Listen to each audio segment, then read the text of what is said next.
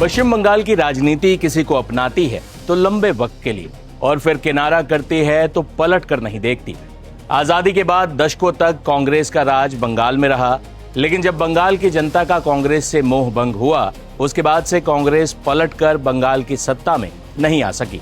कांग्रेस के जाने के बाद वामपंथ के लाल रंग में बंगाल दशकों तक रंगा रहा। ज्योति बसु सबसे लंबे वक्त तक कुर्सी पर बने रहने वाले मुख्यमंत्री बने। 3 दशक से ज्यादा वक्त तक चले वामपंथी राज को सिंगूर और नंदीग्राम के रास्तों पर संघर्ष करती ममता बनर्जी ने खत्म किया। ममता बनर्जी पिछले 15 सालों से पश्चिम बंगाल की सत्ता पर काबिज हैं। वामपंथियों की तरफ भी बंगाल की जनता ने देखना छोड़ दिया।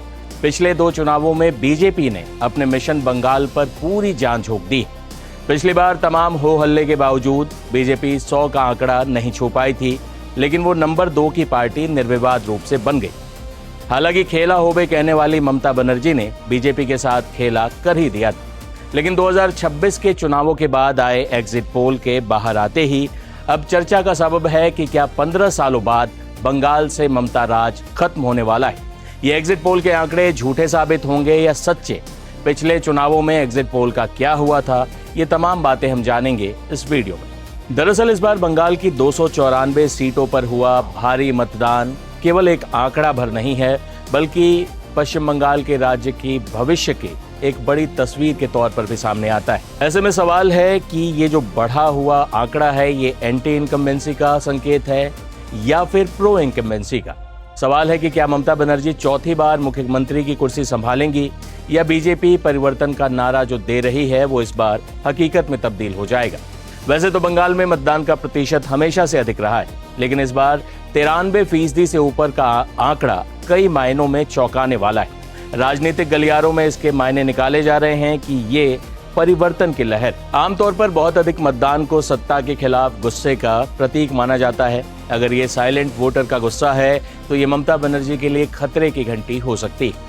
दूसरी तरफ टीएमसी का मानना है कि उनकी लक्ष्मी भंडार जैसी योजनाओं और महिला केंद्रित नीतियों की वजह से महिलाओं ने बढ़ चढ़कर वोट दिया है और एसआईआर को लेकर जो जनता में गुस्सा था उस पर भी जनता जो है बढ़ चढ़कर वोट देने आई है और ये ममता के पक्ष में बढ़े हुए वोटर्स आए।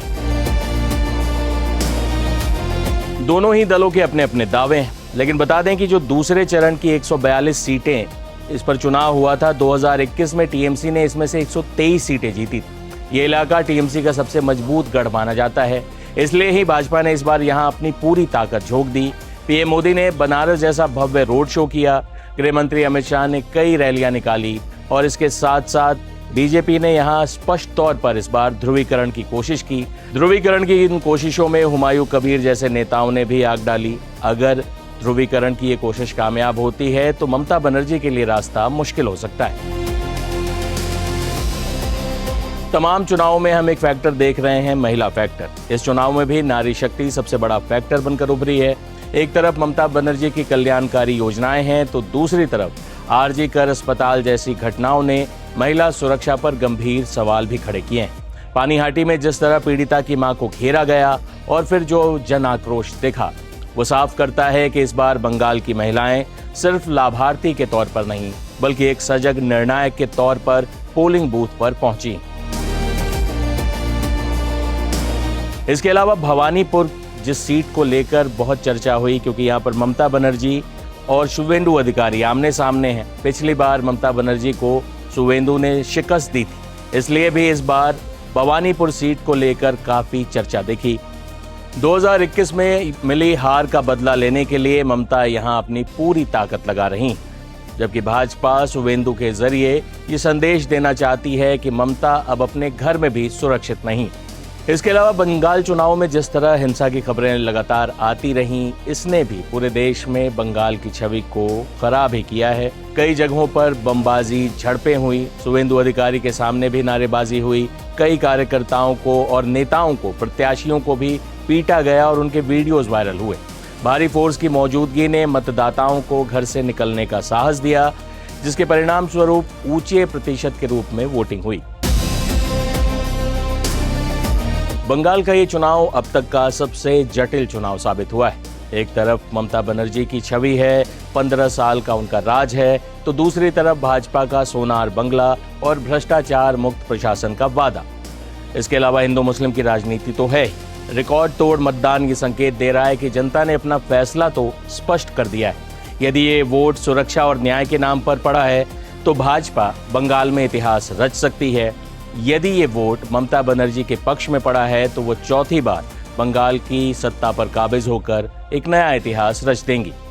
लेकिन एग्जिट पोल के नतीजों पर ज्यादा खुश होने से पहले पिछले चुनाव में आए एग्जिट पोल्स का जो हश्र हुआ था वो भी आपको बता देते हैं। पश्चिम बंगाल में 2021 के चुनावों में जो तमाम एग्जिट पोल थे उनमें भी राय बटी हुई थी, लेकिन बीजेपी को कहीं ज्यादा सीटें मिली थी। जैसे जनमत पोल्स ने टीएमसी को 195 सीटें दी थी, बीजेपपी को 80 से 90 सीटें दी थी। जेवीसी ने टीएमसी को 131 से 152 दी थी, लेकिन बीजेपी प्लस को 138 से 159 सीटें मिलने की बात कही थी। इसी तरह मेट्राइज ने भी टीएमसी को 125 से 40 दिया था, लेकिन बीजेपी प्लस को 146 से 161 सीटें दी थी।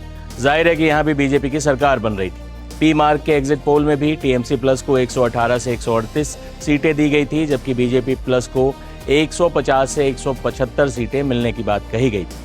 पीपल्स पल्स के एग्जिट पोल में टीएमसी प्लस को 177 से 187, बीजेपी को 95 से 110 दिखाया गया। इसी तरह पोल डायरी ने टीएमसी प्लस को 99 से 127 तो बीजेपी को 142 से 171 सीटें मिलने का अनुमान लगाया। इस तरह आप देख सकते हैं कि 2021 में आए अधिकांश एग्जिट पोल में बीजेपी की प्रचंड बहुमत के साथ सरकार बन रही थी, लेकिन बंगाल विधानसभा चुनाव 2021 में टीएमसी ने एग्जिट पोल को गलत साबित करते हुए 215 सीटों पर जीत हासिल की थी, जबकि बीजेपी को महज 77 सीटों पर जीत मिली थी। कांग्रेस और लेफ्ट पार्टी का तो बहरहाल खाता भी नहीं खुला था।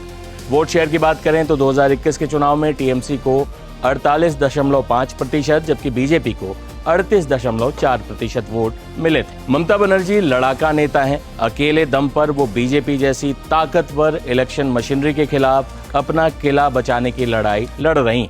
अंतिम परिणाम आने तक ममता बनर्जी को खारिज करना राजनीतिक मूर्खता होगी। लेकिन इस बार अगर बीजेपी ने बंगाल में कमल खिला दिया तो ये हालिया सालों में उनकी सबसे बड़ी राजनीतिक कामयाबी होगी। आप इस बारे में क्या सोचते हैं? अपनी राय कमेंट बॉक्स में जरूर बताएं। देश दुनिया की तमाम खबरों के लिए बने रहें टाइम्स नाउ भारत डिजिटल के साथ। शुक्रिया।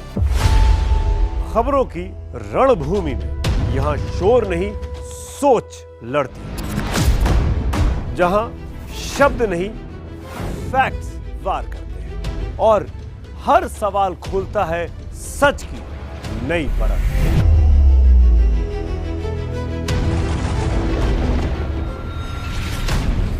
चक्रव्यूह आपके अपने सुमित अवस्थी के साथ सोमवार से शुक्रवार शाम 6:57 पर टाइम्स नाउ भारत पर।